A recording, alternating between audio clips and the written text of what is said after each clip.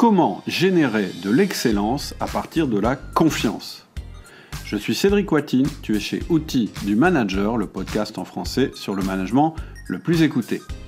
Attention, aujourd'hui, nouvelle interview pépite. Martin Tronquit est dirigeant associé de la société Infomineo qui propose des services de brainshoring. Il nous expliquera exactement ce que ça veut dire. Martin va nous donner sa formule pour créer une culture d'entreprise qui lui permette à la fois de faire 60% de croissance annuelle et d'intégrer des équipes fondées sur la diversité. On verra entre autres comment les erreurs sont un formidable accélérateur d'excellence bien supérieur à l'approche processus, pourquoi il faut être ultra exigeant sur les recrutements, pourquoi la formation interne représente 13% du temps de ses salariés, comment son esprit très rationnel a fini par intégrer à quel point les émotions sont ce qui génère de la performance. Il nous dira aussi son approche pour manager des millennials et au final, il nous donnera en bonus 3 meilleures pratiques qui fonctionnent pour lui. Comme d'habitude, ce podcast sera suivi par mail de mon décryptage. Je te souhaite une excellente écoute et je te dis à très bientôt sur le site outildumanager.com. Bonjour Martin. Bonjour Cédric. Comment vas-tu? Très bien, merci beaucoup. Alors en off, tu me disais que tu étais à Dubaï et que je risquais de devoir bouger de te voir bouger parce que tu allais chasser les moustiques. Oui, c'est possible ici. C'est l'été déjà, donc il fait 40 degrés et les moustiques s'en donnent à cœur joie. Donc heureusement qu'il n'y a pas de vidéo. Donc si on entend des trucs comme ça, c'est pas que tu es en train d'applaudir, c'est que tu es en train de tuer les moustiques. De me défendre. Voilà, c'est ça. Ok. Ben écoute, ce que je te propose de faire, c'est de commencer par ta présentation. La question rituelle, c'est d'où tu viens, où tu es, vers quoi tu vas, et puis après on parlera de ton activité. On sait déjà qu'elle est internationale puisque tu es à Dubaï, mais parle-nous un petit peu de toi. Dis-nous d'où tu viens. Très bien, écoute, merci beaucoup déjà de m'avoir invité. Donc je m'appelle Martin Tronquit, je suis né à Aix-en-Provence, dans le sud de la France. J'ai grandi dans une famille de profession libérale, donc à Aix, donc pas grand-chose à voir avec l'entrepreneuriat. Et puis un jour dans mon jardin, je me suis dit que je voulais peut-être pas faire la même chose que mes parents et grands-parents et que l'entrepreneuriat me disait. Et du coup, à cette époque-là, j'étais en faculté à l'université de droit d'Aix-en-Provence, qui était plutôt une salle d'attente pour moi en attendant de savoir ce que je voulais faire de ma vie. Et je me suis dit, tiens, pourquoi j'irais pas faire une école de commerce et je me suis préparé au concours. J'ai eu la chance de rentrer à HEC en admission parallèle. Donc on dit qu'on n'est pas au même niveau que les autres, mais bon, on essaie tout le reste de notre vie, on essaie de prouver que si. Et ensuite, après HEC, j'ai passé 7 ans comme consultant au Boston Consulting Group, d'abord à Paris. Et pour la petite histoire, en fait, j'ai passé 2 ans, puis je suis parti 1 an déjà dans une start-up qui n'était pas la mienne. Je suis revenu la tête basse après 1 an parce que l'expérience était absolument désastreuse. J'y ai passé à nouveau 4 ans de plus et j'ai participé à la création du bureau du Maroc. J'avais un peu la bougeotte, j'avais envie de faire des choses un peu moins classiques et du coup j'ai participé à la création du bureau du Maroc et puis c'est là que j'ai eu l'idée de créer Infomineo, qui est une société qui fait ce qu'on appelle du brainshoring, c'est-à-dire de l'externalisation de services à très forte valeur ajoutée, comme de la recherche, du graphic design, des services autour de la langue, comme de la traduction et d'autres. Et depuis 10 ans, je développe Infomineo, qui est maintenant comporte 200 personnes, à 5 bureaux en Espagne, à Dubaï, en Égypte, au Maroc, et on vient d'ouvrir au Mexique, et on grandit assez fort. Donc ça, c'est le point de vue professionnel. D'un point de vue personnel, je suis marié avec Sabrina, que j'ai rencontrée en école, qui a d'ailleurs travaillé avec moi pendant 7 ans, et qui maintenant mène sa propre barque avec son entreprise dans les boissons sans alcool. Et nous avons trois enfants qui grandissent très bien sous le soleil. Super parcours. Donc en fait, vous habitez à Dubaï ou bien? Oui, on habite à Dubaï. D'accord. Depuis 7 ans maintenant. D'accord, ok. Et juste les clients d'Infomineo, c'est quoi? C'est des grosses sociétés, des petites sociétés, des indépendants? Oui, non, c'est des grosses sociétés. On travaille, en fait, on s'est rendu compte qu'on travaillait très bien avec en général des sociétés qui étaient leaders. C'est tous les plus grands cabinets de conseil mondiaux, Ok. tous les grands noms. Alors, j'ai pas le droit, pour des questions de confidentialité, de partager ces noms, mais tu vas peut-être te douter du nom de certains d'entre eux. Et on travaille pour plus d'une cinquantaine des sociétés du Fortune 500, des grands noms comme Michelin ou Veolia ou Richemont ou ThyssenKrupp, des sociétés de ce type-là. D'accord. Voilà, c'est ça la clientèle. Ok, super, vraiment intéressant. Alors, tu sais qu'on est là pour parler de management, donc ce qui va vraiment m'intéresser, en dehors de ton activité, hein, qui est vraiment intéressante, parce que voilà, c'est des choses qui changent un petit peu la donne dans les entreprises, et pas seulement dans les très grosses entreprises. Mais on a un petit peu partagé avant, tu as une vision du management qui est un petit peu particulière, ou qui est peut-être un peu qui est moderne par rapport à ce que peut-être tu as pu connaître ou ce qu'on a pu connaître dans le passé. Est-ce que tu peux nous résumer un petit peu ta manière de voir les choses? Oui, je dirais pas que c'est atypique, je dirais effectivement c'est plus moderne, c'est que le management est un peu poussiéreux dans certaines entreprises et en particulier dans les pays dans lesquels on est présent, ça a un management qui reste très très vertical avec une déification du PDG qui reste dans son bureau, qui donne des tâches à faire aux autres et qui est là pour prendre la lumière. On a essayé de faire quelque chose d'un petit peu différent, qui est je dirais simplement moderne, rien de spectaculaire, où on essaie d'être un management accessible, une société qui est basée sur ses valeurs, qui motive des gens. On est plus une équipe plutôt une entreprise verticale. J'essaie autant que possible d'être en anglais, on dit un servant leader, c'est-à-dire un leader qui est au service de son équipe pour les aider à se développer, à grandir. Et on essaie de faire ça, le tout dans des pays où la culture de l'entreprise n'est pas forcément très développée, comme le Maroc et l'Égypte, où il y a une grosse défiance par rapport à l'autorité, vu les systèmes politiques. Et donc, ça demande du doigté pour motiver les gens et les faire performer. Mais jusqu'à présent, en tout cas, ce que nous disent nos clients, c'est que ça marche plutôt bien. D'accord. Et en fait, c'est un avantage concurrentiel pour vous d'avoir cette forme de management. Vous communiquez beaucoup enfin, du côté recrutement. Oui, très clairement. C'est la plupart des expériences professionnelles que les gens ont au Maroc et encore plus en Égypte, je pense, sont pas forcément très satisfaisantes. Ok. C'est un peu brutal. S'il y a un problème, c'est toujours la faute du salarié et autres, avec je sais pas, des horaires fixes, en pointe, ce genre de choses qui sont pas très épanouissants dans le monde du travail. Et nous, comme on n'est pas du tout comme ça, on préfère la responsabilité individuelle, on donne de l'autonomie aux gens et autres. Ça nous permet d'assurer un certain nombre de choses. On est, je pense, très attirant pour des jeunes diplômés. Notamment la génération qui sort maintenant d'école, qui sort depuis quelques années, attendent pas du tout la même chose que les précédents. Et un autre élément qui est intéressant, c'est les femmes. Oui. Dans ces pays dans lesquels on travaille beaucoup, ou depuis lesquels en fait on produit nos services, hein, c'est pas forcément là où sont nos clients, les femmes sont en général peu intégrées au monde du travail et nous on a plus de 50% de femmes chez nous parce qu'on leur donne de l'autonomie, du respect, qu'il n'y a aucune discrimination sur les salaires et finalement c'est rien d'exceptionnel mais c'est de ne pas faire les erreurs que font les autres nous suffit pour nous différencier et on est je pense un des employeurs les plus attractifs dans chacun des pays dans lesquels on est présent. Ok.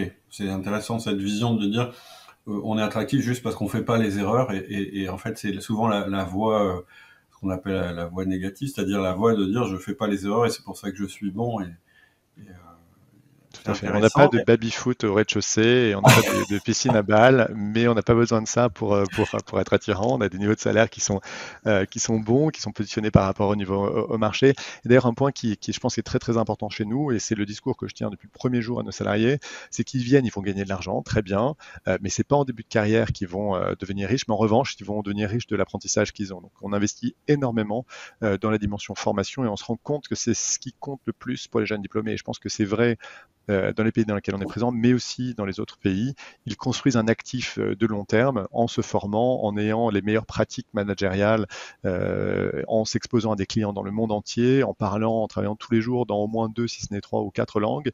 Et ça, c'est ce qu'on leur vend. Vous devenez des professionnels qui sont performants, qui seront reconnus sur le marché international comme étant les meilleurs de votre génération dans votre pays. Et en faisant ça, on est vraiment capable d'attirer des gens de très bonne qualité, de les motiver, de les retenir, et cela en passant de faire un très bon boulot avec ces personnes. Donc c'est ça la stratégie. Ouais.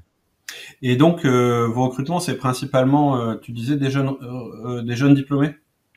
Oui, c'est la culture. On essaie d'avoir une majorité de jeunes diplômés. Alors, vu notre rythme de croissance, on est quand même obligé de recruter aussi des personnes expérimentées parce on peut pas les promouvoir suffisamment rapidement pour absorber la croissance. Juste pour donner un ordre de grandeur, depuis un an, on est à 60% de croissance.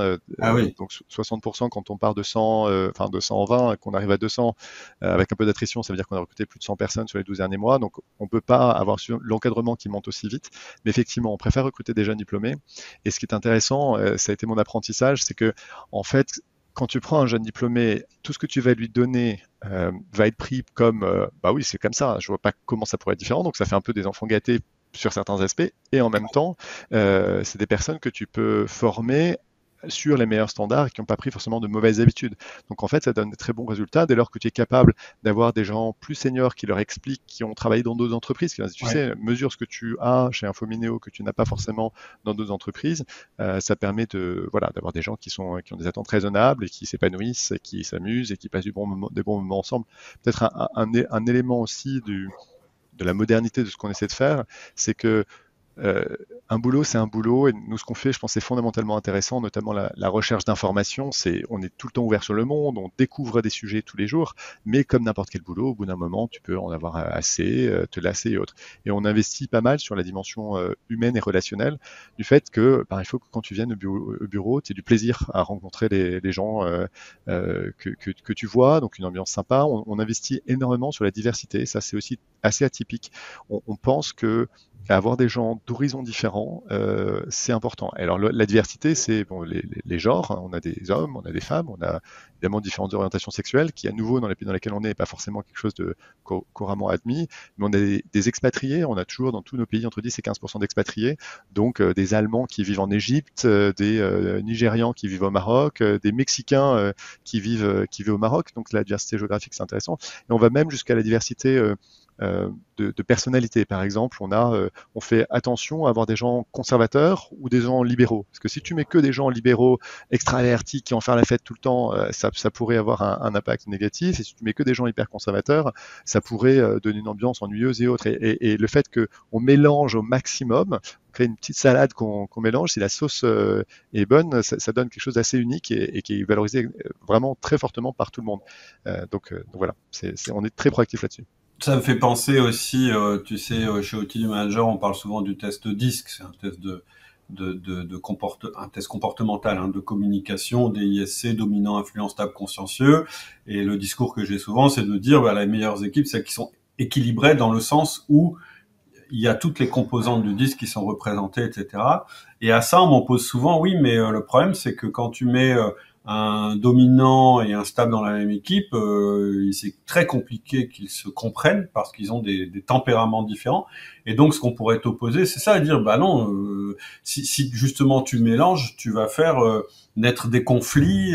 Toi, tu le regardes d'un aspect, je dirais, bienveillant, en disant, oui, c'est intéressant, c'est amusant, il se passe toujours des choses. Peut-être qu'à l'intérieur, ça peut être mal vécu en disant, mais moi, je veux pas travailler avec celui-là, il est pas du même, voilà, il me ressemble pas, donc et donc, je comprends la volonté qui est derrière, mais comment concrètement tu fais pour que ça marche? Comment tu fais pour que la sauce prenne entre des gens qui sont pas habitués justement forcément à côtoyer ce genre de profils qui sont très différents du leur?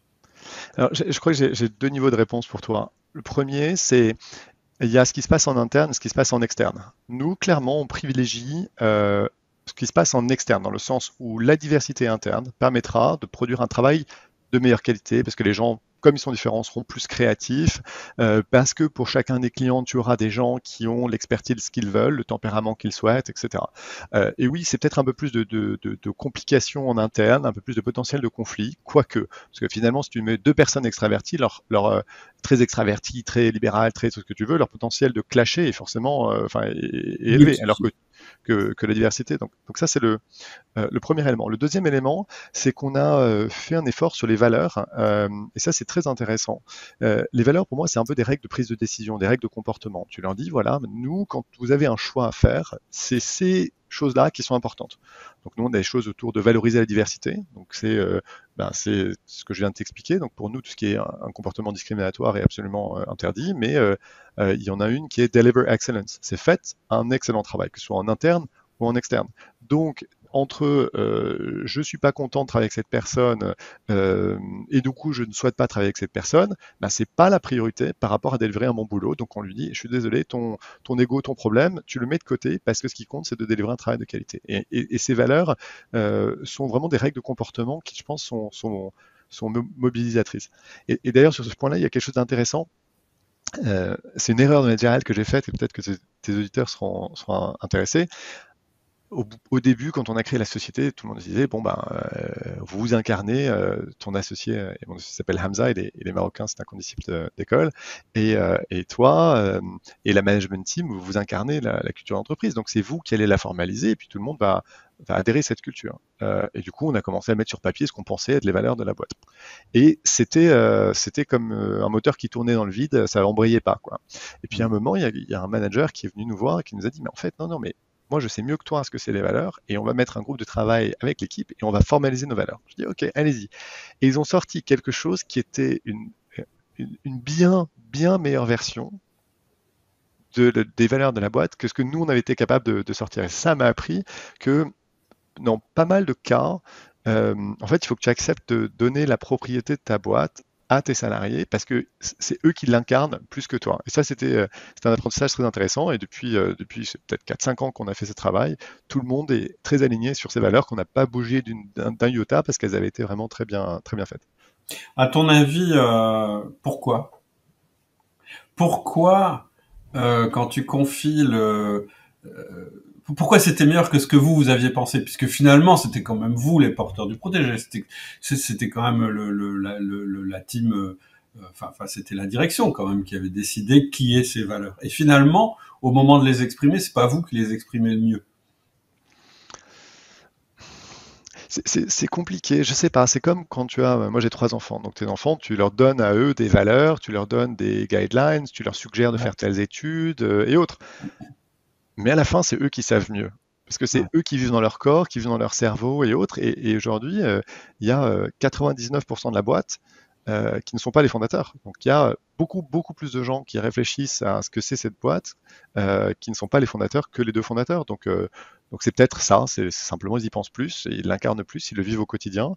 Et, et après, il y a ce côté intéressant de mettre son ego de côté. C'est-à-dire, quand tu es fondateur, c'est toi, c'est ta boîte, ça t'appartient et autres. Et il faut accepter que ça devienne un corps social différent, une société. Une société, étymologiquement, c'est pas une propriété, c'est une société. C'est des gens qui se regroupent autour d'un but en commun. Et il faut accepter que tu n'es pas voilà, tu es là pour organiser, pour aider à la prise de décision, mais c'est pas toi qui l'incarne. Plus toi, en tout cas. Ouais, presque tu peux être fier de ce que tu as fait au début quand c'est toi qui l'as créé, mais je trouve que c'est encore plus un motif de satisfaction et de fierté quand finalement ça se prolonge et ça se développe sans que toi tu y aies à intervenir. Je trouve que c'est même valorisant pour le dirigeant aussi que de pouvoir dire non mais voilà, j'ai une équipe formidable, à la limite il respecte encore plus les valeurs que ce que moi j'aurais imaginé, etc. Je trouve que c'est même encore plus satisfaisant. Et c'est vrai pour un manager aussi, d'accord, d'ailleurs. Ouais, tout à fait, tu as raison. L'autre jour, j'ai eu une expérience très marquante. J'étais en réunion avec mon équipe et on faisait un travail sur comment on fait du business development. Et il y avait un ami qui est un facilitateur pour nous aider à cette réflexion et dont la question en début de réunion, c'est comment vous vous sentez? C'est pas comment ça va, mais c'est comment vous vous sentez? Quel est votre état émotionnel? Et moi, au moment où il m'a posé cette question, ce qui m'est venu spontanément, je me dis, j'ai l'impression d'être un grand-père qui regarde ses petits-enfants, qui les voit évoluer, qui les voit discuter, s'entendre, rire, faire des projets ensemble, et qui regarde ça avec bienveillance et calme. Et j'ai trouvé que c'était un sentiment extrêmement agréable, se sentir un peu spectateur plus que être le centre d'attention, le centre d'un système.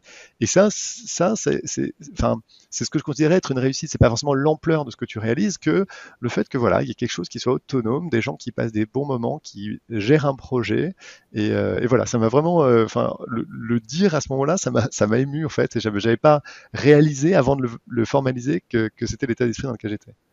Tu fais souvent appel à des facilitateurs externes ou c'est une pratique courante? Très rarement, très très D'accord. rarement. Ce cas de figure, c'était très intéressant. C'est une personne qui s'appelle Joe Sejan qui a développé une méthodologie intéressante autour des émotions. Et c'est parce que c'est vraiment unique que j'ai fait venir quelqu'un. Autrement, moi je suis un ancien consultant, on a plein d'anciens consultants dans la boîte. Finalement, Ouais, c'est ça. en interne, on a l'expertise. Et cette approche, ça consiste à dire que les comportements sont expliqués plus par les émotions que par la raison. On a tous envie de croire, les managers en particulier, qui ont fait des écoles de commerce, d'ingénieurs et autres, que parce que les chiffres disent quelque chose, le comportement va être ce que tu attends. Et la réalité, c'est qu'en fait, les gens réagissent en fonction de leurs émotions, comment ils ressentent les choses. Et quand tu essaies d'agir pour provoquer certaines émotions chez les gens, tu peux potentiellement obtenir des résultats très, très favorables. Et tu peux le faire avec une recrue. Quelqu'un qui arrive dans ta boîte, comment tu veux qu'il se ressente? Si tu l'accueilles très bien, que les gens lui disent bravo, félicitations, bienvenue, tu vas potentiellement faire en sorte que cette personne soit beaucoup plus fidèle à ta boîte. Si ton client ressent qu'en fait tu travailles dans son intérêt et que c'est pas une relation transactionnelle toi ou moi, mais que tu travailles ensemble dans la même direction, potentiellement il va développer une relation beaucoup plus suivie avec toi dans la durée. Et donc on a fait un travail là-dessus et j'ai trouvé ça fascinant et ça délivre des résultats. Ça fait un peu pipeau comme approche, tu vois, de se dire Mmh. les émotions, comment les gens ressentent et autres. Et en fait, à ce stade, ça donne des résultats extrêmement concrets et extrêmement importants. C'était une dimension voilà, intéressante. Mmh. Je dirais même que tu peux partir en fait des comportements que tu estimes positifs pour créer ta valeur et ta culture d'entreprise. T'es pas obligé de faire un truc qui part effectivement des valeurs pour dire donc comme on veut que ces valeurs soient respectées, alors on demande ces comportements. Tu peux faire exactement l'inverse, dire tiens j'ai observé tel comportement, tel comportement, tel comportement dans l'équipe, ça correspond à nos valeurs et donc ces comportements correspondent à ces valeurs. En général, c'est plus puissant de partir du concret et de ce qui se passe vraiment en valorisant ce qui se passe bien et en dévalorisant ce qui se passe mal pour créer la culture d'entreprise. Tout à fait. Et c'est peut-être pour ça que ça a été mieux fait quand c'est venu de l'équipe plutôt que de venir du management. Parce que ça vient des actes. Comment tu fais bon, donc j'ai bien ma question initiale, on s'est un peu éloigné du sujet, mais c'est vraiment vraiment un sujet intéressant la culture d'entreprise. Donc tu nous dis quand on a la culture d'entreprise, quand on a les valeurs, etc. Eh bien c'est comment on va dire ces valeurs communes qui permettent que des gens de diversité multiples puissent fonctionner ensemble. En fait c'est Tout à ça fait. le liant, c'est ça qui va faire que les gens vont être productifs tout en étant différents, vont être complémentaires parce qu'ils sont différents. Mais euh, comment tu fais pour t'assurer que la culture est respectée? C'est-à-dire que, alors, il y a deux choses. Premièrement, tu es le garant des valeurs dans ton entreprise. Donc, comment tu fais pour que ces valeurs soient respectées au quotidien? Donc, quelle action tu mets en œuvre? Mais comment tu as un retour par rapport à ça sur ton action? Comment tu sais que finalement les valeurs sont respectées en tant que dirigeant? D'accord. Écoute, je ne suis absolument pas le garant des valeurs. Je pense que c'est Ok. totalement distribué. Je pense que chacun est garant des valeurs. Si moi, je m'égare, je fais quelque chose qui n'est pas en lien avec nos valeurs, le stagiaire qui a rejoint il y a une semaine est légitime à me le dire et à me faire réfléchir et changer dessus. Donc je pense qu'au contraire, les valeurs, par définition, c'est abdiquer son pouvoir de dire à tous les autres, voilà, on a codifié la façon dont vous voulez se comporter et tout le monde en est responsable. Euh, Comment tu fais que ça soit mis en œuvre? Alors nous, on a fait pas mal de choses là-dessus. On a changé pas mal de processus pour faire en sorte que les valeurs soient intégrées. Par exemple, le processus d'évaluation, avant, c'était sur des compétences formelles. Est-ce que tu sais faire un Excel? Est-ce que tu sais rechercher dans telle base de données et autres? Maintenant, dans les processus d'évaluation, tu as aussi dans quelle mesure ton comportement est conforme à notre valeur d'être une valeur qui est être la solution. Dans quelle mesure tu es celui qui apporte toujours des solutions quand il voit des problèmes, et ben on l'évalue dans les processus d'évaluation. On fait aussi ce qu'on appelle des petits déjeuners où on a des gens de différentes seniorités qui vont échanger sur des situations particulières et au regard de ces valeurs. Donc, ils vont prendre un cas, ben voilà, j'ai eu tel client qui m'a demandé de faire ça, j'ai pas trouvé ça éthique, comment je réagis, comment j'aurais pu réagir. Donc, on échange, on essaie de le rendre aussi vivant que possible. Donc, c'est pas vraiment des trucs que tu mets dans des cadres et que tu mets sur un mur et que tu oublies. On essaie au quotidien de changer les processus, de changer les évaluations et autres. Et Et du coup, il y a aussi des décisions que tu prends qui sont marquantes. Je dirais deux principales. Une sur les salariés, c'est-à-dire que on vire rarement pour la compétence, mais on vire pour les valeurs. C'est-à-dire la compétence, si quelqu'un n'a pas la compétence, c'est nous qui avons eu un problème, soit au moment du recrutement, soit qu'on n'a pas suffisamment formé la personne. Donc fondamentalement, c'est pas de sa faute. Ça, c'est le principe de base. Après, si après une période de temps, ça s'améliore pas, ok, mais voilà. Et par contre, sur les valeurs, on vire. Donc, quelqu'un qui est discriminant, insultant vis-à-vis des femmes ou autre, c'est dehors. Merci, au revoir. Et pareil pour les clients. Euh, Assez régulièrement, en travaillant à nouveau, bon, la plupart de nos clients sont aux États-Unis, en France, en Allemagne, en Italie et autres, mais on a des clients au Moyen-Orient, par exemple. Et il y a certaines entreprises dans lesquelles les valeurs sont pas forcément alignées. Et quand j'ai des femmes qui vont voir des clients et que ces clients disent non, non, moi je veux parler à l'homme et je veux parler au boss, je dis, mais non, c'est pas grave, on va pas travailler ensemble et il faut. Et quand tu sélectionnes bien tes clients et du coup bien tes équipes, finalement, tu limites les conflits par rapport aux valeurs. C'est clair. C'est intéressant, c'est qu'en fait, finalement, on voit bien qu'il n'y a pas de frontière entre les valeurs que tu as à l'interne dans ton entreprise et les valeurs que tu projettes à l'externe et que tu es obligé d'être cohérent. Tu es obligé presque choisir tes clients aussi en fonction des valeurs que tu défends en interne. Ça, c'est Tout à fait. intéressant. Tout à fait. Tu parles de l'évaluation, donc moi, ce que j'ai compris, c'est que quand tu évalues quelqu'un, tu l'évalues à la fois sur sa compétence, ou plutôt sur ses résultats, probablement, mais aussi sur sa capacité à être en conformité, on va dire, avec les valeurs de l'entreprise. Ils sont évalués à quelle fréquence, en fait, les salariés chez vous?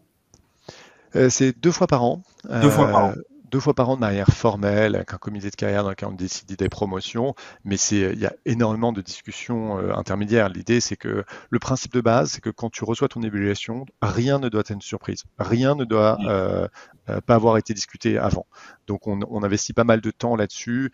Par exemple, quand quelqu'un a des dimensions qui sont notées faibles une fois, on fait en sorte qu'il y ait des points intermédiaires avant la prochaine évaluation pour s'assurer du progrès et que le principe des évaluations, pour moi, c'est que c'est un miroir. C'est-à-dire que c'est un miroir dans lequel tu te regardes et tu regardes tes forces et tes faiblesses. C'est pas le manager qui se défoule et qui se fait plaisir. C'est au contraire, c'est un cadeau fait à la personne de manière à ce qu'elle puisse progresser.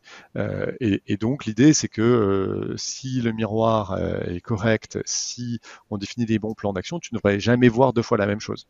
Et c'est ça qu'on essaie de faire. C'est vraiment pour nous un outil de développement beaucoup plus qu'un outil on va dire, de management pour décider des promotions ou autres. D'ailleurs, les compétences et la capacité d'être promu sont parfois assez différents. C'est pas parce que tu es excellent dans ton job et que tu as coché toutes les cases dans ton job que tu seras bon dans le prochain. Donc il y a quand même, on essaie de décorréler un peu les deux, dire comment tu es, c'est pas la même chose que ton potentiel de progression. Tout à fait. En fait, quand tu parles de miroir, c'est le concept de feedback, c'est-à-dire que tes managers sont engagés à régulièrement, le plus fréquemment possible, donner un retour à la personne, à la fois sur sa performance et son attitude. Et comment ça se passe en fait concrètement? Tu obliges à ce qu'ils aient des entretiens réguliers en dehors des entretiens d'évaluation. Par exemple, moi, il y a un outil auquel je crois beaucoup, c'est le 1 à 1, une fois par semaine, pendant une demi-heure, et à l'intérieur, c'est à ce moment-là qu'on fait le feedback auprès du collaborateur. Et effectivement, le premier effet qu'on constate quand on fait ça, c'est celui que tu as souligné tout à l'heure, c'est qu'il n'y a aucune surprise au moment de l'entretien d'évaluation. C'est-à-dire que le manager et d'ailleurs, on peut même s'amuser à comparer l'auto-évaluation avec l'évaluation, et souvent elles sont très similaires puisqu'il y a eu tous ces micro-conversations qui ont lieu avant la grande conversation qui est l'évaluation. Oui, alors sur le dernier point de l'auto-évaluation versus l'évaluation, le problème qu'on a, c'est à nouveau dans les cultures dans lesquelles on opère, il y a quand même une culture de la négociation. Et donc, si tu demandes aux personnes de s'auto-évaluer, elles auront tendance à vouloir mettre des choses qui te feront sentir mal. Donc, j'hésite. En fait, ça dépend beaucoup du niveau de maturité des personnes. On a des personnes avec lesquelles ça serait aucun problème, mais quelqu'un qui est chez nous depuis 6 mois, qui vient d'un environnement dans lequel ces notions sont pas forcément assimilées, va considérer que c'est une zone de négociation et de conflit. C'est comme une question qu'on posait à un moment, qu'on a arrêté de poser, c'est dans les entretiens de recrutement, quelle est ton attente salariale? En fait, nous, on a une grille de salaire. Donc, de toute façon, que tu me dises que ton attente, c'est de 10 ou de 20, ma grille, c'est 15. Donc, ça sera 15. Mais si tu m'as dit que c'était 20, tu vas te dire que je t'ai pas écouté, d'une part, Et d'autre part, tu vas dire que mon salaire est trop faible, alors même que tu gagnais 12 avant, tu vois, mais tu as voulu tenter Ouais, une négociation. Donc, c'est le type de question dont je suis pas sûr qu'elle soit très très utile. Quant ok, au fait de comment on fait que ce dialogue existe, on n'a pas de processus formel là-dessus. Enfin, le seul point, c'est quand quelqu'un a une mauvaise évaluation, oui, formellement, 3 mois après, il est rappelé à son manager d'avoir un entretien intermédiaire, mais la réalité, c'est que ça se passe beaucoup plus fréquemment. On a des liens où les managers parlent aux personnes travaillant avec eux tous les jours, et on ne l'a pas formalisé parce que ça dépend énormément des cas. Tu as des analystes qui sont très autonomes, qui sont là depuis plusieurs années, qui n'ont pas besoin d'avoir un feedback par semaine ou d'un point par semaine. Il y en a d'autres, au contraire, qui ont besoin de parler 3 fois par semaine. Et donc, je ne voudrais pas trop graver dans la pierre qu'il y ait une forme de fréquence et autres. Donc, pour l'instant, on le laisse à la liberté des managers et des analystes, qui d'ailleurs sont tout à fait libres de demander des feedbacks, et ça se passe plutôt bien. ok, super. Est-ce que tu veux parler de comment tu manages, on en a parlé un petit peu des cultures différentes dans les pays où tu opères. D'ailleurs, c'était vraiment intéressant cette anecdote sur la culture de la négociation. Tu vois, j'aurais pas pensé. Moi, ce que je constate en fait, quand je mets en place ça, c'est au contraire que souvent la personne évaluée, elle se sous-évalue en général. Euh, et c'est Ouais, toujours tu auras un truc qui est très classique, c'est que les hommes vont tendance à se surévaluer, les femmes ont tendance à se sous-évaluer. Et non, mais ça, typiquement, c'est un biais dont il faut tenir compte. Donc, bien c'est sûr, pour bien ça que sûr. l'auto-évaluation n'est pas forcément un bon point. Mon épouse a fait, il y a 2 ans, l'INSEAD, et elle a fait des cours sur le management entre genres, entre hommes-femmes. Et une des personnes qui faisait le cours disait, bah voilà, moi, si je veux évaluer un homme, je prends ce qu'il me dit, je divise par 2. Si je veux évaluer une femme, je prends ce qu'elle dit, je multiplie par 2. Et Ah, donc, il faut tenir compte de ces biais. Quand il y a d'autres éléments de culture, parce qu'il y a des gens qui viennent de pays différents, euh, un Allemand va être très harsh dans ses évaluations, dans sa propre auto-évaluation, alors que peut-être un Italien sera beaucoup plus relax. Donc, nous, on a tellement de diversité que c'est un peu ouais, ouais, compliqué de faire ça. ouais, je comprends. Vraiment intéressant. Comment vous managez l'excellence dans ton entreprise? Parce que évidemment la culture en fait partie, mais comment tu t'assures que, en dehors du fait que tu mettes de la diversité, etc., comment tu t'assures que les compétences et donc les résultats et donc la performance soient là? Euh, Alors, il y a quelques éléments. Numéro un, c'est le recrutement. Euh, les Anglais disent garbage in, garbage out. Donc, il faut recruter des gens bien si tu veux qu'ils délivrent derrière. On recrute sur le potentiel et on le fait avec un processus assez complet. Alors moi, ça vient du monde du conseil, mais les mises en situation, les études de cas sont en général c'est performant. C'est-à-dire une discussion aimable, comment tu es, qu'est-ce que tu veux dans ta carrière, bon, très bien. Mais par contre, voilà une situation, comment tu réfléchis, comment tu analyses le problème, comment tu le coupes en petits morceaux, quelles ressources tu utiliserais pour répondre au problème. Ça nous donne une très bonne vision de la qualité des personnes, de la qualité intellectuelle, la préparation par rapport à ce qu'on veut faire. Euh, Ensuite, c'est la formation. C'est-à-dire que je pars du principe que personne qui nous rejoint n'a le niveau de compétence qu'on requiert, et du coup, on va les former.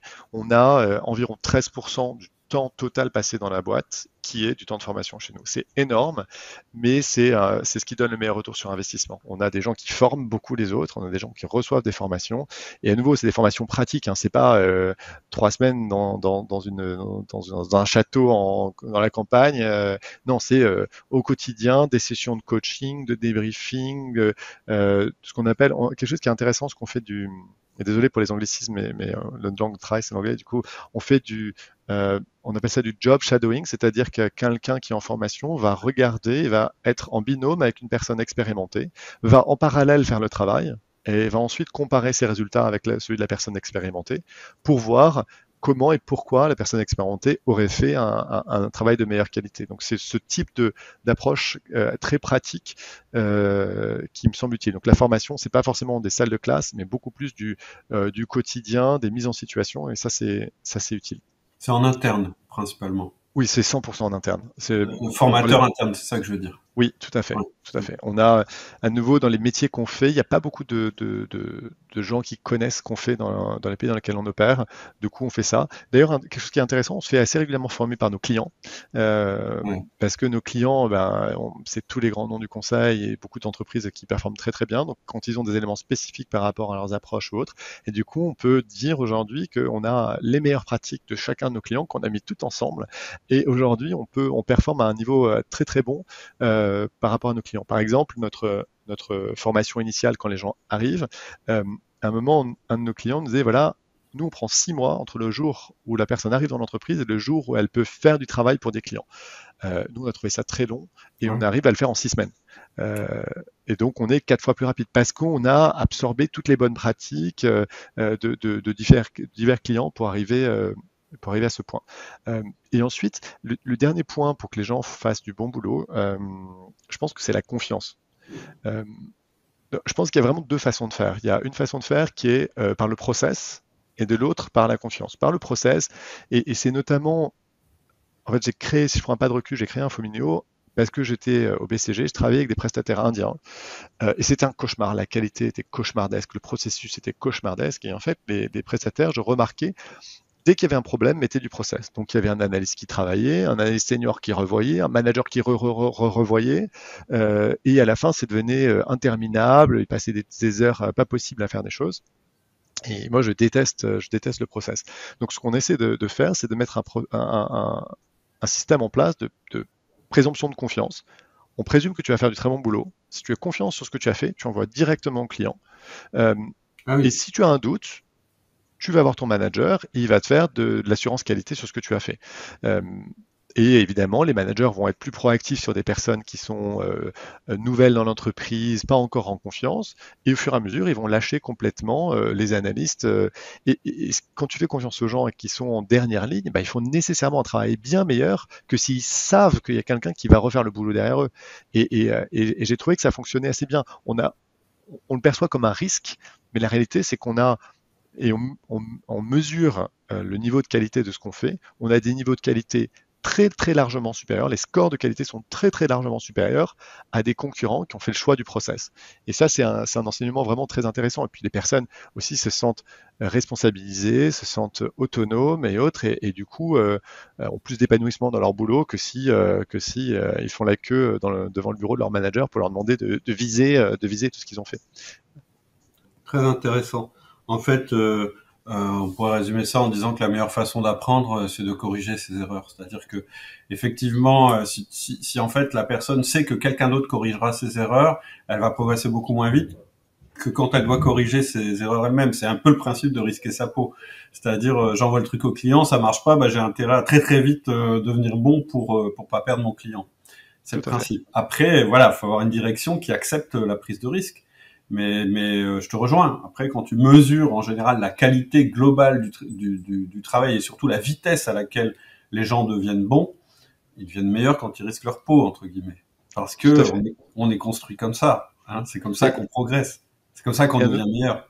tu as raison. Et un point, c'est que quand je briefe les managers sur leur rôle, je leur dis, vous êtes des risk managers, c'est-à-dire vous devez démoyenniser votre investissement sur les zones principales de risque. Vous n'êtes pas là Ouais. pour faire tourner des process et vérifier 100% du travail de 100% de vos analystes, Mmh. auquel cas vous seriez des, des vérificateurs. Non, vous êtes des managers, donc vous avez des zones de risque, vous avez des clients plus récents qui ne connaissent pas encore la façon dont on travaille, vous avez des analystes qui viennent d'arriver, vous avez une personne qui a une mauvaise évaluation, qui est pas forcément en confiance, et c'est là-dessus que vous devez vous focaliser. Et ça marche pas mal aussi. Ça responsabilise de la même manière que ça responsabilise les analystes et les juniors, ça responsabilise les managers de dire, vous choisissez où est-ce que vous mettez votre temps, et c'est à vous de juger où sont les risques. Mmh. C'est-à-dire que faut qu'ils voient leur équipe comme un portefeuille d'actifs et qu'ils mesurent globalement si la performance est bonne en sachant qu'ils ont des éléments plus risqués que d'autres. C'est comme ça que tu leur conseilles de voir les choses. Tout à fait, et c'est un peu la logique du 80-20, c'est-à-dire que tu auras vraisemblablement 80% des problèmes sur 20% des gens ou 20% des situations. Donc à Mmh. toi d'identifier ces 20% des situations pour y passer 80% de ton temps. Mmh. Intéressant, super. Je trouve que c'est marrant. J'avais jamais vu les choses comme ça, mais je trouve que c'est intéressant. On peut se l'appliquer à soi-même et à son équipe d'ailleurs, Bien en sûr. se Il y a des disant. choses que tu sais en tant que manager que tu fais très bien, Donc là, vas-y relax. Et puis il y a des choses où tu sais que c'est pas ta zone de force, et peut-être que là, c'est là où tu vas dire, bah, je vais le faire au moment où je sais que je suis à un état d'esprit où je suis performant parce que c'est le matin à 9h30 et que j'ai pris mon café, et je vais me donner 3 heures en faisant autre chose, et puis je reviendrai pour vérifier mon propre travail parce que je suis jamais sûr sur cette tâche-là, alors que sur d'autres choses, tu sais que tu fais, tu envoies, et parce que c'est ta zone de force. Et, Super, vraiment intéressant. Juste, je voulais pas interrompre quand tu parlais du recrutement. Donc vous êtes très sélectif. Donc vous êtes plutôt, parce que ici on est plutôt en pénurie quand on essaye de recruter. Toi c'est plutôt l'inverse. Tu as besoin de très fortement, je dirais, sélectionner. Tu disais que c'était basé principalement sur les études de cas. C'est fait comment? C'est fait en live ou c'est un système informatique avec une étude en ligne? Votre... alors on a les deux. On a un test un peu, on va dire cognitif, un peu de niveau intellectuel, qui permet de d'écrémer. Et en fait, ça permet d'écrémer surtout les gens qui sont pas vraiment motivés, qui sont pas prêts Oui. à faire l'effort. Par exemple, je continue à demander des lettres de motivation. Hmm. Pourquoi? Parce que si le mec il n'est pas capable de te faire une lettre de motivation parce qu'il veut bosser dans ta boîte, C'est clair. c'est qu'il sera jamais bon, il sera pas capable de faire un effort pour ton client. Et donc ça, c'est un point important. Et c'est formel. Enfin, tu vois, c'est quand j'ai lancé la boîte, avant même de commencer à recruter, euh, j'avais préparé un document pour dire aux candidats ce que j'attendais d'eux, des éléments sur l'entreprise, sur la stratégie, etc. Première chose que je faisais quand je les rencontrais, c'est leur poser des questions sur bon, est-ce que tu as bien lu le truc, est-ce que tu as compris, est-ce que tu as des questions pour moi. Si manifestement ils avaient survolé, c'était un document de 5 pages, bah, pour moi c'était un signe extrêmement négatif. Euh, donc voilà, on sélectionne sur ça, et c'est surtout un processus d'élimination. Pour moi, les premières étapes du processus de recrutement, c'est l'élimination. Tu veux juste pas perdre de temps avec des gens qui sont pas prêts à perdre leur temps pour toi. Ensuite, c'est un processus positif de sélection. Et là, c'est je passe du temps, des heures avec les personnes, à faire ces études de cas, à aussi avoir des questions autour des valeurs, en disant bah, dans telle situation, qu'est-ce que tu fais? Et on fait des mises en situation liées à nos 6 valeurs, de manière à s'assurer du fit à la fois intellectuel et de compétences, mais aussi du fit d'un point de vue culturel. Donc ça, Hmm. c'est sur le recrutement. Et peut-être pour rebondir sur quelque chose qui est, tu me dis, moi, on est en pénurie, et vous, c'est pas forcément le cas. Euh, c'est tout à fait vrai, et c'est un peu le modèle de ce qu'on a préféré, enfin de ce qu'on a fait avec le brainshoring. Le brainshoring, c'est moi qui ai inventé le terme, donc tu n'es pas censé l'avoir connu avant. Mais l'idée, c'est de se dire que l'offshoring, ça a toujours été quelque chose sur des tâches à faible valeur ajoutée. Donc, Ouais. tu donnes un process bête et méchant à suivre. Mon hypothèse, c'est que sur la Terre, il y a environ 8 milliards de cerveaux, pardon, que ces cerveaux sont répartis à peu près équitablement partout, et qu'aujourd'hui, quand on est une entreprise qui fait des tâches intellectuelles complexes, on va utiliser un pool de personnes dans un rayon de 20 km autour de là où on est, souvent dans des grandes agglomérations, dans des pays très développés. Et l'idée, c'est de se dire que si des entreprises comme Infomineo t'aident à utiliser les pools de talents qu'il y a dans des pays dans lesquels tu ne montrais jamais toi d'entité, ça pourrait être intéressant. Et j'ai créé des bureaux avec mon associé Hamza au Maroc, en Égypte et au Mexique. Pourquoi? Parce qu'il y a beaucoup de gens compétents, bien formés, intelligents, avec du sens critique, et qu'en même temps, il n'y a pas autant d'entreprises que ça qui leur proposent des carrières à la hauteur de leurs ambitions. Donc la solution pour la plupart au Mexique comme au Maroc comme en Égypte, c'est de se dire bah, si je suis très très ambitieux, soit je vais dans les 2-3 entreprises locales qui vont me donner une carrière intéressante, mais parfois la qualité de gestion, les modalités relationnelles sont pas géniales, soit je pars à l'étranger. Et là, avec ce qu'on fait, on leur donne des opportunités dans leur pays, et on se retrouve à avoir des gens très qualifiés, à des coûts raisonnables, et avec une stabilité dans les équipes qui est importante parce qu'on leur offre une opportunité très très différente du marché, où ils sont valorisés, ils font un job intéressant, ils travaillent avec le monde entier. Et ça, c'est un peu la stratégie de se dire on fait un arbitrage sur l'accès au talent. Et aujourd'hui, Ouais. effectivement, on n'a pas beaucoup de problèmes de recruter. Là, cette année, on va recruter, je pense, plus de 120 personnes. Bon, entre le Caire avec 20 millions de personnes, Casa avec 5 et Mexico avec 20 millions, on n'a aucune limite dans notre capacité à recruter. Ok, super intéressant. On a déjà parlé dans un autre épisode sur le mindset du recruteur et je retrouve exactement ce qu'on avait dit à l'époque en disant le début c'est élimine tout ce que tu peux, sois très négatif dans ton mindset pour pouvoir passer du temps justement avec les gens ceux qui en valent la peine, entre guillemets, selon les critères de ton entreprise. Tu me disais aussi en off que de plus en plus tu devais manager la génération XY, et je te disais, c'est souvent une question que j'ai sur le podcast, donc ça m'intéresse d'avoir ton angle sur le sujet. Euh, alors c'est un sujet complexe. Je sais pas, je sais Ça, pas je si on, sais. je sais pas si on a réussi. Alors c'est moins d'ailleurs XY que Y, Z et millennials, parce que X finalement, moi j'en fais partie de la génération X. Je trouve que c'est une génération absolument exceptionnelle, Voilà, parfaite, voilà. merveilleuse, intelligente. J'en Euh, doute pas une seconde. voilà. Non, les générations qui suivent, je pense qu'il faut qu'on soit conscient de leur contexte. C'est la première génération qui a grandi avec les réseaux sociaux. Ça a généré des attitudes très particulières euh, autour de certains comportements. Un, c'est l'immédiateté, c'est-à-dire qu'il y a un degré d'impatience qui est extrêmement élevé. C'est, j'ai posté mon post, je vais rester scotché sur mon écran pendant 1 heure pour savoir le nombre de likes à la seconde. Donc, me dire, je vais attendre 6 mois pour ma promotion, c'est compliqué. Je suis habitué à l'immédiateté. Euh, Ensuite, c'est une génération qui est très anxieuse, à nouveau, je pense, largement poussée par les médias sociaux, qui créent cette sensation, cette fameux FOMO, Fear of Missing Out, de rater des choses, cette sensation d'avoir toujours des gens qui ont des vies 1000 fois meilleures que la sienne parce qu'ils vont toujours afficher les bons côtés de leur vie et autres. Et donc, la santé mentale, qui était totalement ignoré des entreprises il y a quelques années, devient un sujet central. C'est-à-dire la capacité à créer un environnement bienveillant, à prendre soin de l'état mental des personnes qu'on a, c'est important. Ensuite, il y a des qualités assez exceptionnelles dans cette génération qui sont la recherche de sens, le fait qu'ils veulent faire quelque chose qui ait un impact positif sur la planète, alors que certaines générations précédentes étaient surtout là pour faire de l'argent et quel que soit l'impact environnemental, social, ça leur importait peu. Et ils sont aussi très très ouverts, je trouve, ouverts sur le monde, très souvent multilingues, parce que les ressources qu'ils utilisent dans les réseaux sociaux sont très souvent en anglais. La génération qu'on recrute au Maroc, le Maroc c'est pas un pays anglophone, mais ils parlent tous Non. parfaitement anglais parce que les ressources qu'ils utilisent, ils regardent les films en VO et voilà. Donc ça donne un équilibre qui pousse à s'adapter en fait. Les méthodes d'il y a 20 ans me semblent pas forcément adaptées. Il faut savoir aussi donner du sens, il faut aussi savoir donner un peu de cadre, parce qu'autrement, je pense qu'il y a du temps à passer sur rééduquer à ce que c'est que le monde de l'entreprise, à ce que c'est les bonnes pratiques et autres.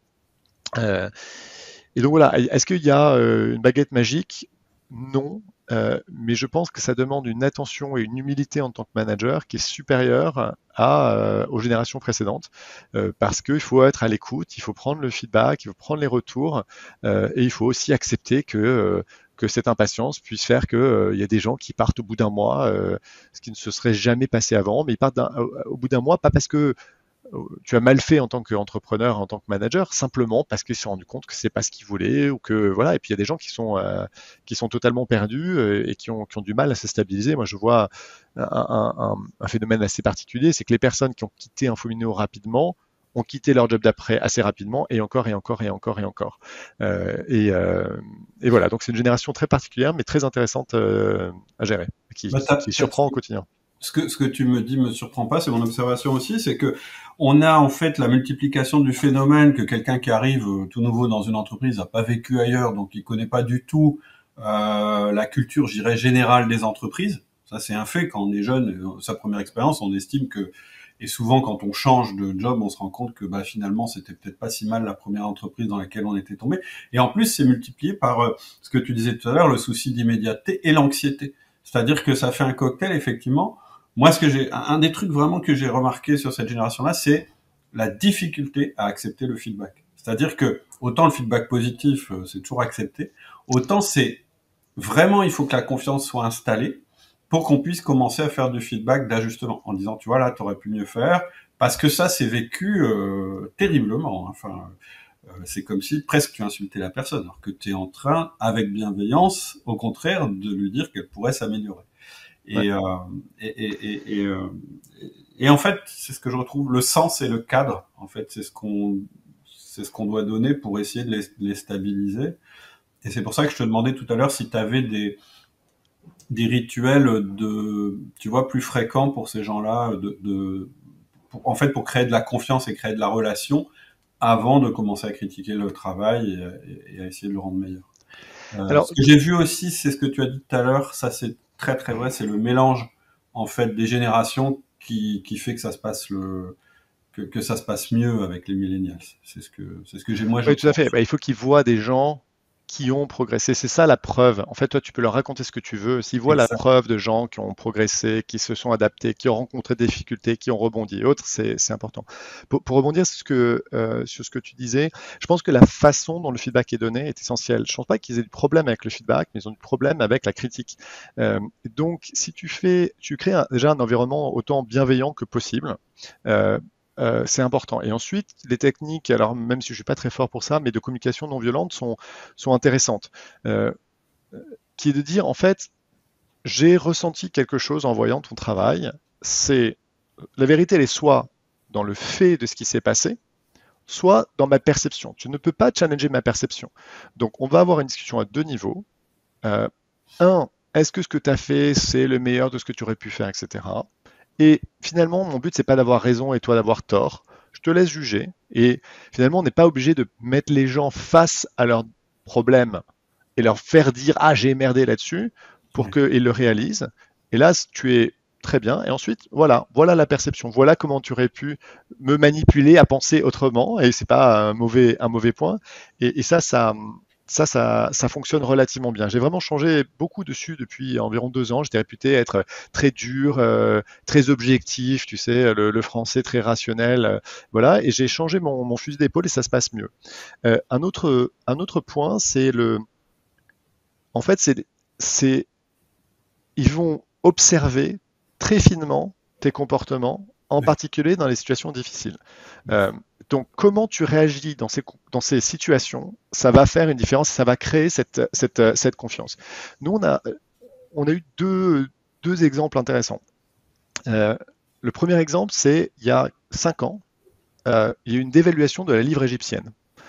Et la livre a perdu la moitié de sa valeur du jour au lendemain. Donc, la réaction de l'équipe, c'est on pose le stylo, qu'est-ce qui se passe? Alors qu'en fait, les livres, qu'est-ce que vaillent moins? À la fin, ils achètent en livre. Moi, je comprenais pas au début. Et du coup, on leur a dit, écoutez, voilà la situation, voilà comment on l'analyse. La dévaluation va probablement générer de l'inflation qui va amener les entreprises à modifier leurs salaires.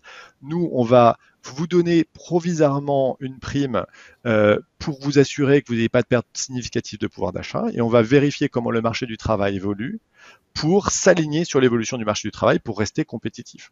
On a annoncé ce qu'on allait faire, on l'a fait, et les gens qui sont passés par là ont vu qu'on était digne de confiance et qu'on faisait ce qu'on avait dit. Quand le Covid est arrivé en 2020, pour nous, c'était la tempête parfaite. On est un prestataire de service et pour une assez large partie pour des prestataires de services. Donc, c'est le premier truc que tu vas couper. Donc, on se dit, ça va, on a fait des scénarios où on pouvait perdre jusqu'à 20-30% de notre chiffre d'affaires. Qu'est-ce qu'on a fait? On a parlé à l'équipe en disant, voilà, on voit ce truc qui arrive. Objectivement, on ne sait pas comment ça va se terminer, mais voilà comment on va réagir. Donc, on a dit, écoutez, première chose qu'on va faire, c'est qu'on va couper ce qui coûte à personne. Donc, on va négocier nos loyers, on va négocier avec nos fournisseurs pour baisser les prix. Voilà, ça, de toute façon, c'est de la bonne gestion, qu'il y ait le Covid ou pas. On aurait dû le faire depuis des années. Ensuite, on a dit, vous avez des droits, vous avez des choses, par exemple des vacances que vous n'avez pas déjà prises. On va vous pousser à prendre ces vacances. Donc, là, nouveau, rien, c'est à périmètre constant, vos rémunérations ne changent pas et autres. On va pousser à prendre des vacances tant qu'il y a moins de travail. Cela dit, on leur a dit d'ailleurs que l'objectif principal, c'était de sauver la boîte et de sauver le maximum d'employés et que la rentabilité venait en deuxième priorité sur ce cas particulier. Donc, on avait priorisé les enjeux. Ensuite, on leur a dit, on va peut-être pousser certains d'entre vous à prendre des congés sans solde, soit sur une base volontaire, soit sur une base pas volontaire. Ensuite, on va commencer à licencier. Et voilà sur quels critères, on va le faire sur les critères de performance. Et on a annoncé étape par étape, et tous les 15 jours, on a fait un point. Où est-ce qu'on en est? Et la réalité, c'est qu'en fait, on a eu besoin de rien faire de tout ça, sauf négocier avec nos fournisseurs, qui était un acte de bonne gestion. Et on a fini l'année avec une croissance d'une dizaine de pourcents qui est contre toute espérance. Et ça, à nouveau, parce que quand tout va bien, c'est pas là où on a la capacité en tant que manager à gagner de la confiance, parce que bon, tout va bien, mais quand ça va mal, Quand tout va bien, tout le monde est bon. voilà, tout le monde est bon, tout le monde est content, mais c'est quand ça va mal, et donc ça a été marquant pour établir cette confiance, et donc derrière avoir du dialogue, ou quand on donne un feedback, les gens comprennent que ça soit dans leur intérêt, et que c'est pas juste le manager qui se défoule, et autres. En fait, finalement, sur les millennials, le conseil, c'est établir la confiance, établir la confiance, établir la confiance avant toute chose. C'est ce que tu viens de démontrer. En fait, quand un dirigeant, ce que tu viens d'expliquer, ce que tu as fait, expliquer ce que tu allais faire, etc., c'est surtout dire, regardez, je vous fais confiance, je vous explique exactement ce qui va se passer, et vous allez voir que c'est comme ça que je vais agir, conformément à ce que j'ai promis. C'est une manière d'établir la confiance, ça aussi, c'est clair. Tout à fait. Je pense qu'il y a un scepticisme assez fort de Oui, cette génération par rapport à l'autorité, qui se renforce, nous, par le fait d'être dans des pays dans lesquels l'autorité est déjà contestée. Et du coup, oui, l'autorité, elle s'impose pas, elle se gagne. Et on essaie de faire ça. Et par exemple, avoir des relais d'opinion, c'est essentiel. C'est-à-dire que quand ça vient des deux managing partners, c'est pas la même chose que quand les messages sont passés par des gens qui sont plus proches d'eux, des managers de niveau 1 au niveau 2. Donc, on essaie d'avoir cette communication qui passe étape par étape. Et oui, on investit pas mal de temps à communiquer, à faire passer les messages et autres, mais c'est essentiel. Ce que j'avais aussi constaté, c'est qu'assez vite, ça gamberge et ça part dans des, c'est-à-dire que si on communique pas régulièrement, on est vite surpris par comment je vais dire, à quel point le millénial en question peut gamberger et partir dans des rumeurs ou dans des constructions où on se dit mais comment il peut penser ça. Je veux dire, ils sont très très actifs aussi de ce côté-là en général, c'est ce que j'ai. Tout à fait. Et alors là, on a une initiative qui a été lancée il n'y a pas longtemps par notre patron pays du Maroc, Asma, qui est une fille top. Elle a lancé un baromètre. En fait, on envoie toutes les semaines à toute l'équipe 2 questions. Comment vous vous sentez et comment vous vous sentez aidé par votre management? Et vous avez la liberté de mettre un commentaire. Et c'est génial. C'est génial parce que les gens ont la totale liberté de dire ce qu'ils pensent. D'ailleurs, ce n'est pas anonyme, parce qu'il faut avoir la franchise de dire qui on est, les problèmes qu'on rencontre. Donc, ils se sentent écoutés. Et la réalité, c'est que c'est une priorité managériale de premier ordre. C'est-à-dire que chaque semaine, on analyse les résultats. Toutes les personnes qui ont mis des choses qui n'étaient pas très positives, on va pas leur dire ah c'est pas bien, t'as mis ça. Au contraire, c'est ok. C'est quoi le point? C'est quoi la problématique cœur qui crée cette situation pour toi? Et on gère les situations très rapidement. Donc on évite que ça parte complètement hors de contrôle. Et c'est un outil managérial génial et qui crée à nouveau cette relation de confiance. Je me sens écouté. Là, on l'a lancé il y a quelques semaines, il y a environ 2 mois, et une semaine, quelqu'un dit c'est n'importe quoi dans mon job, mon client fait ci, ça, c'est pas possible. La semaine d'après, la même personne, mais machin m'a contacté, je me suis senti écouté, le problème est en cours de résolution, merci. Et ça, c'est top parce que du coup, ça évite de partir dans des spirales hors de contrôle. Et ça, c'est vraiment un outil très très utile. Avec une fréquence élevée de mesure. Oui. Et c'est vraiment, ça prend littéralement 30 secondes. 2 questions, un commentaire si vous le souhaitez, quoi. Hyper intéressant. Tu es en forte croissance, on a déjà un petit peu parlé. Qu'est-ce que ça change dans le management d'être en très forte croissance? J'ai envie de dire pas grand-chose en fait. Est-ce que c'est parce que vous étiez déjà structuré et câblé pour la croissance? Parce que moi, je vois quand même des entreprises où une fois que c'est parti en croissance, elles sont pas préparées et quelque part, ça repart immédiatement en décroissance. Oui, non, après, il y a comment tu fais pour te mettre dans une situation de croître sans que ça devienne une crise. C'est ça. Là, ce qu'on a fait, c'est on a systématiquement anticipé sur la prochaine étape. Une étape d'avance. Donc, je disais tout à l'heure, j'étais seul, encore salarié de BCG, dans mon bureau, et j'ai fait un document pour de futurs recrues sur quel était leur parcours de carrière, etc. Objectivement, j'en avais pas besoin. Mais je savais que quand j'aurais 5 personnes et que j'aurais des clients, que je suivrais leur travail au quotidien et autres, j'aurais pas le temps de le faire. Donc j'ai fait ça. Quand on avait 5 personnes, j'ai demandé à une personne de l'équipe de mettre en place un système de gestion, un ERP, pour quand on serait 50. Quand on était 50, on a formalisé nos valeurs parce que je pouvais plus répondre moi et mon associé à toutes les questions de tout le monde et on a formalisé nos valeurs. Et étape après étape, on a essayé se dire c'est quoi ce dont on n'a pas encore besoin, dont on aura besoin demain. Et ça, c'est très utile. Donc, on est prêt à anticiper. Par exemple, là, le recrutement, on recrutait une quinzaine de personnes par an il y a 2 ans, 60 l'année dernière, on va être à plus de 120 cette année. Ah, La c'est première dingue. chose qu'il faut faire pour anticiper ça, c'est recruter des gens dans ton équipe de recrutement. Donc, tu recrutes des recruteurs. Et là, on a doublé la taille de l'équipe de recrutement en un an. Et ça aide. Alors après, je ne vais pas dire qu'on est en avance sur tous les sujets, parce qu'il y a des sujets que tu n'anticipes pas et bon, tu te tombes dessus. Mais c'est ça qu'on essaie de faire. Par exemple, on a ouvert un bureau au Mexique parce que on a de plus en plus de demandes en Amérique du Nord et on ne va pas trouver suffisamment de personnes au Maroc et en Égypte susceptibles de travailler dans les mêmes créneaux horaires que les Américains. Et donc, on a ouvert ce bureau. Alors, est-ce que c'était indispensable aujourd'hui? Pas nécessairement, mais on sait qu'on se donne le moyen de croître demain. Donc, je dirais que c'est ça, c'est l'anticipation qui permet la croissance. Ensuite, si tu as anticipé, ben, c'est de la gestion. C'est juste que les sujets sont plutôt sympas parce que c'est quand même plus agréable de croître que de C'est clair, c'est ce que que j'allais de pas dire. croître. C'est tout le mal qu'on te souhaite, ça c'est sûr. Mais ok. Est-ce que en tant que manager, parce que toi tu es manager, même si tu as des managers qui travaillent pour toi, tu es manager, les difficultés que tu as rencontrées, c'est une question assez classique que je pose, mais et je dirais peut-être des difficultés qui t'ont fait évoluer. Euh, Écoute, j'ai pendant longtemps euh, pensé que ma façon de faire, c'était la bonne façon de faire. Euh, et du coup, j'ai une forme d'intolérance par rapport aux gens qui faisaient les choses différemment de moi. Et moi, je suis hyper cartésien, rationnel, très peu d'émotionnel dans ma prise de décision. Mm. Et puis en fait, je me suis rendu compte qu'il y avait d'autres façons de faire qui fonctionnaient très bien. Par exemple, mon associé Hamza, lui est très différent. Moi, je suis hyper extraverti, lui, il est introverti. Lui, il prend du temps pour réfléchir avant de dire les choses. Moi, je dis les choses et après, je réfléchis. Mm. Et je me suis rendu compte que, voilà, qu'en tant que manager, tu es celui qui doit s'adapter aux autres et plutôt que l'inverse.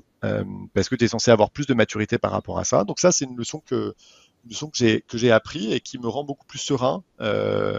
Par exemple, enfin, même si j'ai jamais été très agressif ou très énervé, mais je pouvais me mettre dans une situation de stress relativement élevée quand quelque chose n'allait pas comme je le souhaitais. Maintenant, je suis beaucoup plus zen en disant, mais on va voir ce que ça.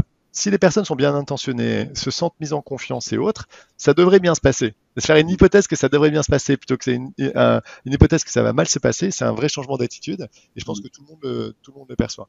Et il y a un autre point, je pense, enfin, il y a peut-être deux autres points.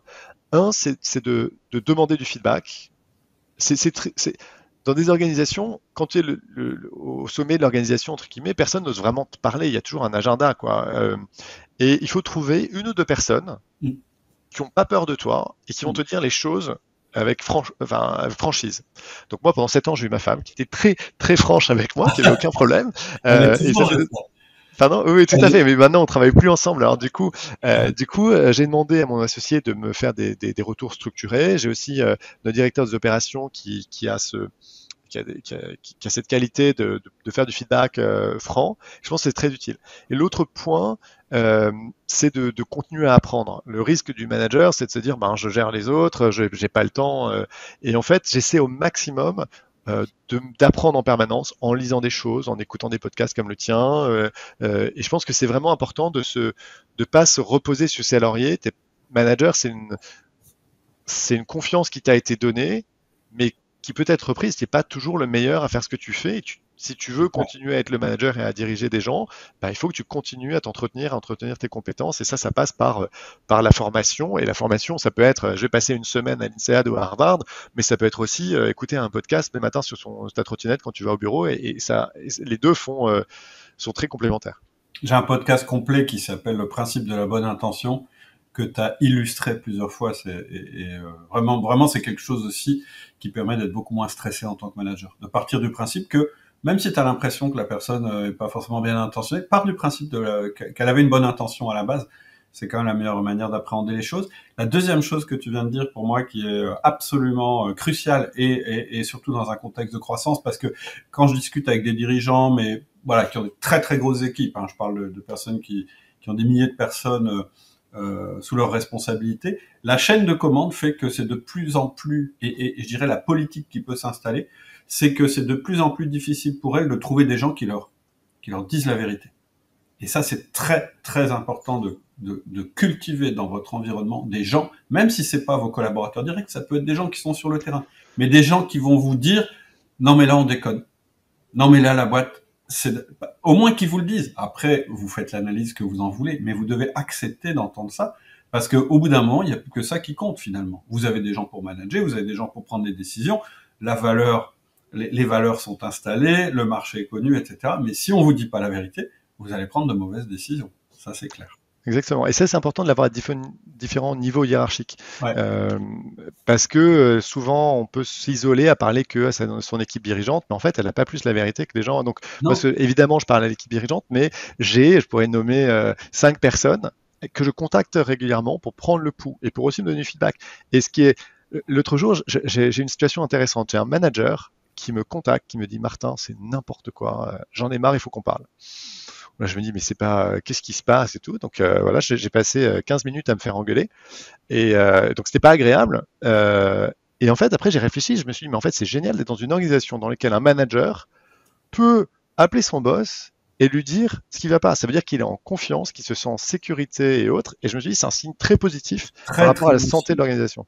Ah, je suis d'accord avec toi à 100%. Moi, j'ai pareil, j'ai ce franc-parler dans mes équipes et quelquefois, ouais, je passe un mauvais moment. Après, tu prends la décision. Après, tu peux aussi prendre une décision qui ira pas forcément dans le sens de ce qu'on vient de te dire, mais au moins tu auras entendu. Et c'est vraiment important, vraiment, vraiment. Et je suis d'accord avec toi, il faut que ce soit à différents niveaux hiérarchiques parce que rien ne te dit que ton environnement hiérarchique proche, à lui, on lui dise la vérité aussi. C'est pas forcément que tes managers n'aient pas envie de te dire la vérité, c'est peut-être aussi qu'ils ne la connaissent pas.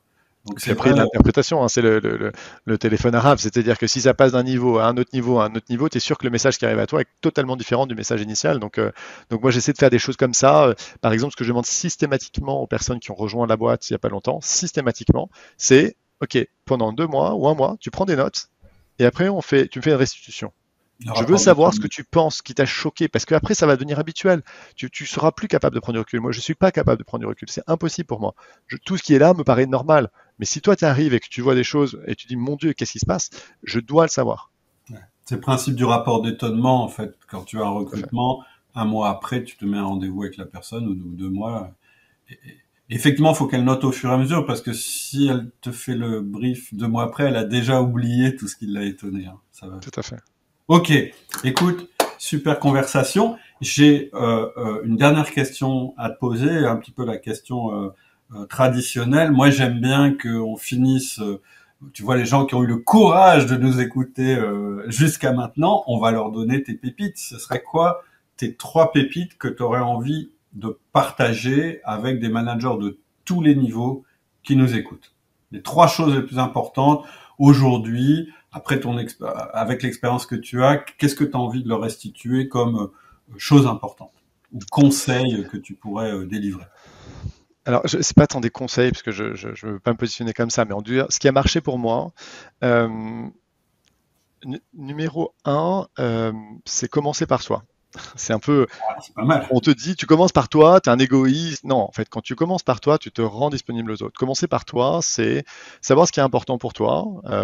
Je sais pas, ça peut être la qualité de ton alimentation, faire du sport régulièrement, méditer, passer du temps avec tes amis, passer du temps avec tes enfants et autres. Et je pense que c'est important. Ceux qui se sacrifient, qui se mettent en situation de burn-out, qui disent non, mais ma boîte ou ma famille ou ma boîte est plus importante que tout le reste, je pense que c'est une énorme erreur. Pour moi, pour mes salariés, c'est très très clair que si mes enfants sont malades, c'est eux qui ont la priorité et c'est pas la boîte. Et que si voilà. Donc je fais plein de petites choses. Je nage 10 minutes par jour. C'est pas prend pas énormément de temps, mais voilà. Et je refuse le meeting qu'on me met à l'heure à laquelle je me nagerai parce que je sais que je serai pas disponible et dans un bon état d'esprit, un bon état physique toute la journée. Donc commencer par soi, tant physique que mental, et notamment la vie de famille, c'est très important. En tout cas pour moi, c'est très important. J'ai 3 enfants relativement jeunes et je veux les voir grandir et passer du temps. Euh, Et puis, franchement, un patron ou un manager qui va mal, il fait pas envie. ouais, Malgré tout ce qu'on peut croire en disant non mais c'est normal, je me sacrifie pour mes équipes. Sauf que quand elle te regarde, si t'es pas bien dans ta peau, en forme, bah tu fais pas envie quoi. C'est impossible de, enfin c'est difficile de motiver les gens quand soi-même on va pas bien. Tout à fait. Et puis il y a la notion de modèle, c'est-à-dire que si tu veux que les gens restent chez toi, il faut qu'ils puissent se projeter en disant bah, j'aimerais bien être comme cette personne, avoir le même type de vie que cette personne. Si les gens se disent non mais c'est un fou furieux, jamais il voit jamais sa famille, il dort 4 heures par nuit, et il marche au whisky, voilà, ça leur fait pas forcément envie. Ils vont peut-être chercher d'autres horizons, quoi. Mm. Euh, Deuxième point. Alors ça, c'est un truc qui m'est très perso, c'est peut-être le fait que j'ai été consultant ou autre, mais je déteste perdre mon temps. Et j'ai organisé ma vie pour maximiser deux choses qui sont importantes pour moi. Un, ma vie de famille, et deux, le boulot et le temps que je passe au boulot. Pour moi, il y a des choses qui sont mais totalement inutiles. Le passer une demi-heure par jour dans sa bagnole dans le trafic à écouter France Info pour la 8e fois me paraît totalement inutile. Donc j'essaie d'éliminer tous les temps morts. Et donc, quand j'ai choisi un bureau à Dubaï, c'est un bureau qui est à 8 minutes en trottinette de ma maison parce que je passe pas trop de temps dans les transports. Par ailleurs, c'est mieux pour l'environnement aussi et c'est quelque chose auquel je suis assez sensible. Et pendant que je suis sur ma trottinette, qu'est-ce que je fais? J'écoute des podcasts. Je me suis rendu compte que dans une semaine, j'étais capable de trouver entre 3 et 5 heures dont je ne savais même pas que ces heures existaient. Donc voilà, j'élimine les temps morts, je vise l'efficacité et de plus en plus je fais ça avec les gens aussi, c'est-à-dire qu'il y a des personnes qui te donnent de l'énergie et autres, il y a des gens qui t'en absorbent et c'est vrai des activités, c'est vrai des personnes, donc j'essaie de voir des choses qui vont donner de l'énergie. Et ensuite, le dernier point, c'est celui que je faisais tout à l'heure, c'est apprendre, c'est continuer à se stimuler. Ton rôle en tant que manager, c'est finalement de donner de la confiance aux gens pour qu'ils n'aient pas besoin de toi, pour que ton rôle, ça soit de réfléchir à ton business, d'innover, de penser au futur et autres. Et ça, tu as besoin d'être nourri. Tu as besoin d'être nourri de podcasts, de lire des bouquins, de voir des amis, de networker, etc. Donc, la logique d'apprendre au maximum, de générer des idées, trouver du temps pour réfléchir, c'est essentiel. D'ailleurs, un peu le lien entre le point 2 et le point 3, c'est le temps pour réfléchir.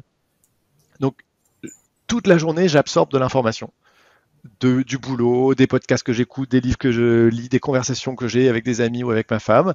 Et j'ai pour moi la natation le matin, 10 minutes, il n'y a pas d'écran, il n'y a pas de son, c'est là où je réfléchis. Et je ne suis pas dans l'effort de réfléchir, ça vient tout seul et tout ce que tu as acquis, il y a une forme de clarté qui se crée. Pour moi, c'est dans l'eau le matin.